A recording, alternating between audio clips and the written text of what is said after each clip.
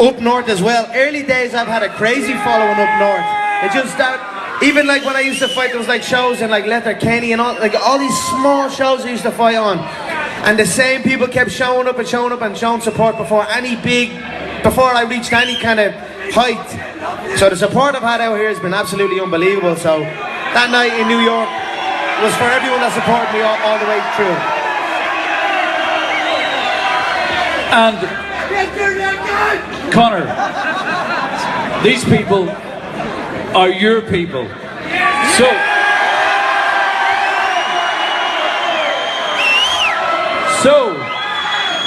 can you tell these people, because you've just gone and got your pro boxing license from California,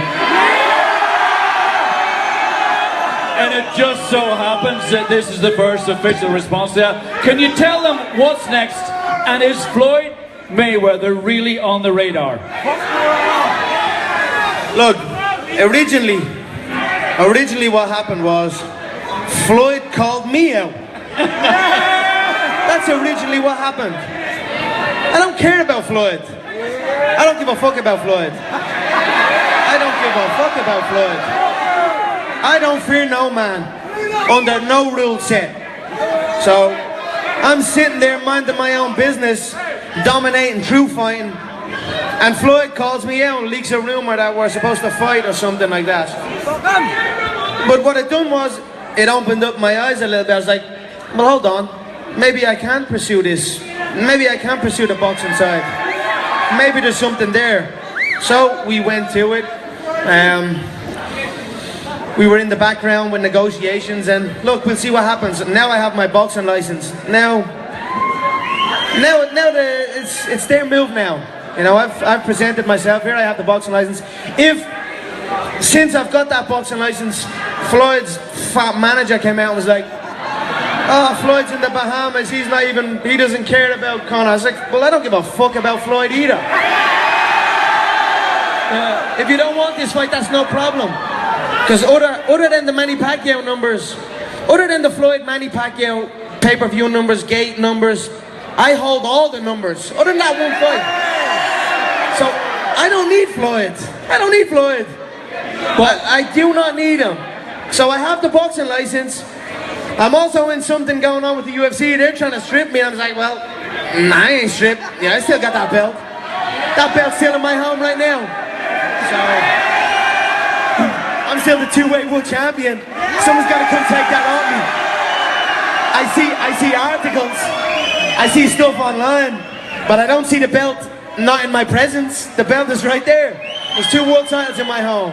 So can you help the crowd, because there's so many of them are UFC Informed fans tonight, and the question I was repeatedly asked this evening, Conor, before you arrived was, can you ask him, was he stripped of the belt or did he relinquish it?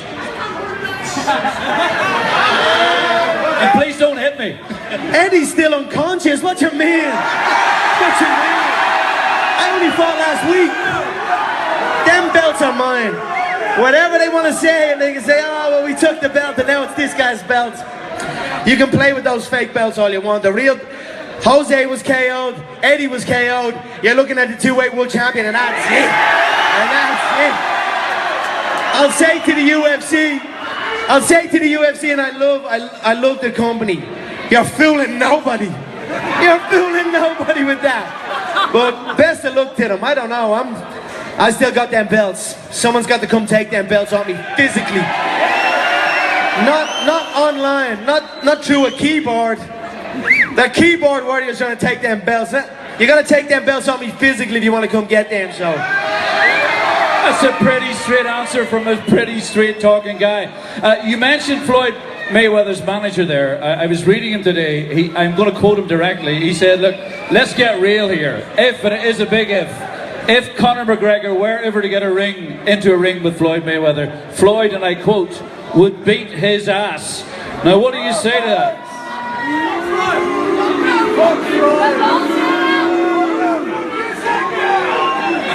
Fuck Floyd's manager. Fuck Floyd's manager. Tell him to come say it to me face. I've got the boxing license. Now Floyd's in the Bahamas. He was just there a minute ago. And I get the boxing license, he's gone.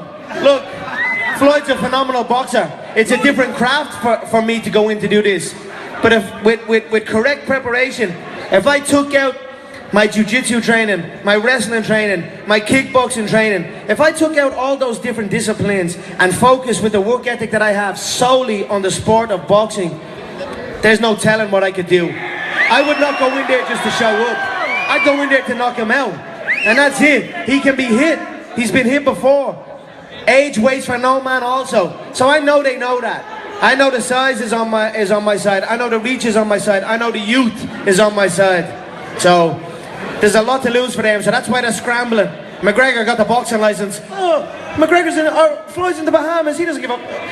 They're scrambling right now, but that's okay. I'll leave them scrambling. I've got some other boxing opportunities, some potential opponents in mind, some previous Floyd opponents. I can bring in anyone in the game. So we'll see what happens. I think I might know the answer to this one, but Paulie Malignaggi, unlike the 5-weight world champion that's Floyd Mayweather, 2-time world champion, he called you out today and he got rather aggressive. He says, would you let him know that I'm going to box the beard off him? What's your response to Malignaggi? Is he on the radar? Is that a possibility? Who the fuck is that guy? I don't know who the fuck that is. I don't know who the fuck that is, but I'll slap the nose off him if he ever mentions my name again.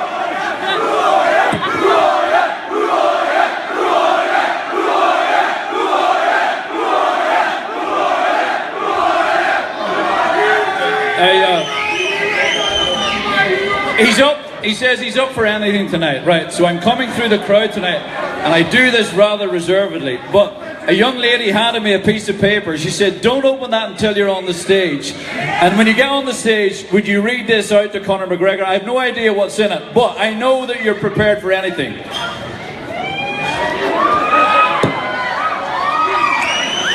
Hi, Conor. I know that as well as being an excellent fighter, you're a pretty hot plumber. Any chance, it says here, you could pop round to my house and fix a leak? P.S. I live just around the corner. Joanne, 24 and single. You started out life almost... I can pop around and make a leak, not fix a leak. Joanne, if you're out there, he's answered the question. He says he could pop around and make a leak. Look, that leads me on seamlessly to my next point, because obviously not only is this man creating history in the octagon, but he's just about to become a dad. So Joanne, park that thought. But some of the boys, Joanne, might help you out with a leak. Conor, I'd better ask you about becoming a dad, and there's a lot of speculation out there, especially on the internet, that you might take a break. You might take a break from it. A, how much are you looking forward to becoming a dad? Because I know you're very much a family man. And B, could you take a step back? You know, I'm very excited about us. I'm scared, I'll tell you that now, but I'm excited. There's been so much going on. Like, the fight was only wrapped up, and then I've got a million people on the MMA side calling me out, saying this and saying that, in the welterweight division, in the lightweight division, in the featherweight division. Then I've got the UFC trying to strip me, then this whole boxing thing, and then at the same time I've got my family coming in May. So look, I'm just trying to take it all in, stay training over the holidays, but have a good time. That's why I come here. I came here to have a good time with the Belfast people. Just to enjoy life. I've been working so hard for the past, man, I've been grinding my whole life, so I'm just gonna keep training away and take every day as it comes. So I'm looking forward to the birth of my child. I don't know what else to say. It's gonna be a special occasion for me, so I look forward to it. Okay guys, he said he would take a question from the floor. I know this man's been in all night. Well, young man here, right, what's your name, sir?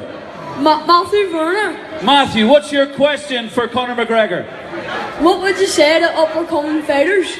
Conor, what's your message to up-and-comer fighters? I'd say work hard, stay focused, believe in yourself, and listen to nobody but yourself. That's it. If I listen to the amount of times that I've been counted out or doubted, I'd lose count. So stay focused, believe in yourself, focus on your craft, stay positive and watch everything turn good, and that's what I done. Conor, I'm going to take one from yourself. Conor, you used to sort of not enjoy grappling at the start of your career. Now that you've got used to it, what's your biggest challenge for fight preps now, or what do you find hardest? What do you find most difficult? You used to enjoy grappling at the start of your career. You used to not enjoy grappling, but what's the biggest challenge now? You know, grappling has been a learning experience for me my whole career. It was I started stand-up. I started with kickboxing originally, then I moved to boxing. But then I fell in love with the sport of jiu-jitsu and the art of grappling. It's a phenomenal discipline to be able to isolate a man and shut him down just with movement and no strikes. So it's something that's just grown. I don't know. I love training. I love preparing.